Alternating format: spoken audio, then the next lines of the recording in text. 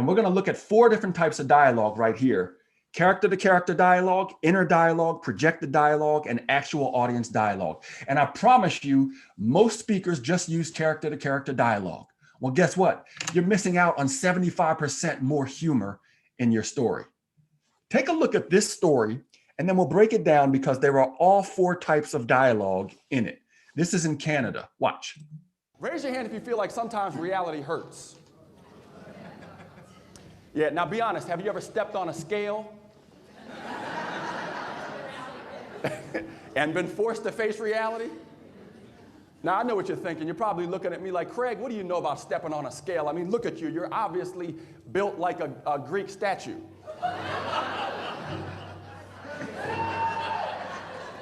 I appreciate the compliment. But I can only say that because if you had seen me a few years ago, trust me, you would have seen a lot more of me. In fact, you should have been with my wife and me 6.5 years ago. We're taking my 6-month-old daughter, Tori, to her doctor's appointment. Now, raise your hand if you have kids. Then you know the doctor's always going to measure their length and their weight, right? Somebody said height. Let me explain the length when you turn them. Anyway.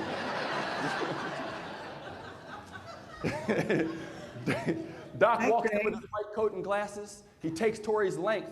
Then he looks at my wife and me and he says, since Tori can't stand yet and she can't seem to sit still, we're going to need another method to take her weight. How about this?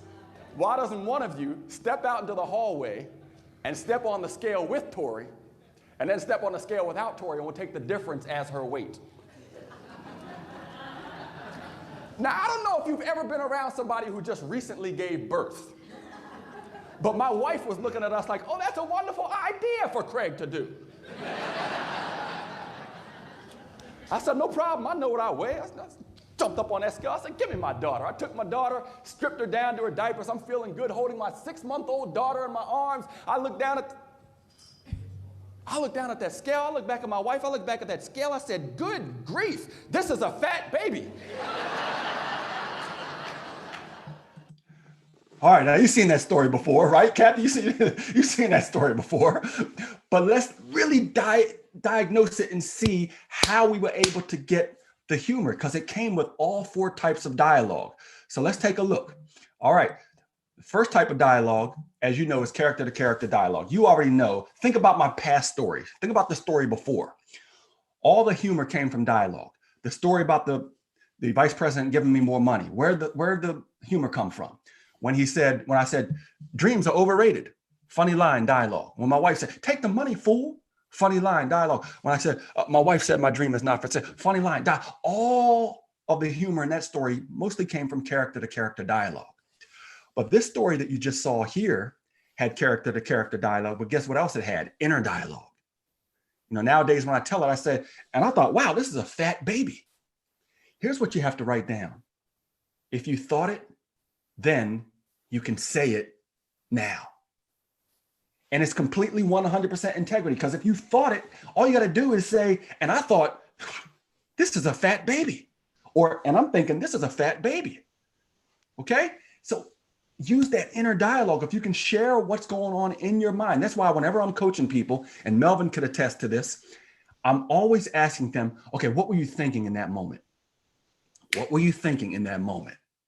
And that's where you're going to uncover so much humor, just by saying, and at that time I'm thinking, man, this is a fat baby, right? So it gives you a lot of freedom as a speaker to say now what you might not have said then. You just thought it, okay? And it's still true because you thought it, but now you're just saying to them, and I thought this was a fat baby. This is a fat baby. So inner dialogue is very important. But here's my favorite. Here's by far my favorite. Projected dialogue. Oh my gosh. Listen to me closely.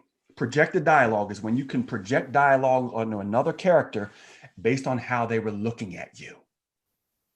Right? Think about it. I did it in this story. When I said, I don't know if you've ever been around somebody who just recently gave birth, but my wife was looking at us like, oh, that's a wonderful idea for Craig to do. Boom. Did she say that? No. My wife was looking at us like, that's a wonderful idea for Craig to do. So I projected dialogue onto her just based on how she was looking at me. Do you see how much freedom this gives you as a speaker? You can just verbalize other people's thoughts. And it's not only for humor. I have a story I talk about my speaking hero. And he looked at me and he said, and he looked at me as if he wanted to say, you don't belong on the same stage. Did he say that? No, but he looked at me as if he wanted to say, you don't belong on the same stage. Guess what? Even though he didn't say it, the projected dialogue lands with the audience just as powerfully as if somebody actually had said it. It lands just as powerfully as character-to-character dialogue. You know what else? I also did, you can project dialogue onto your audience. I did that in that story. Do you remember?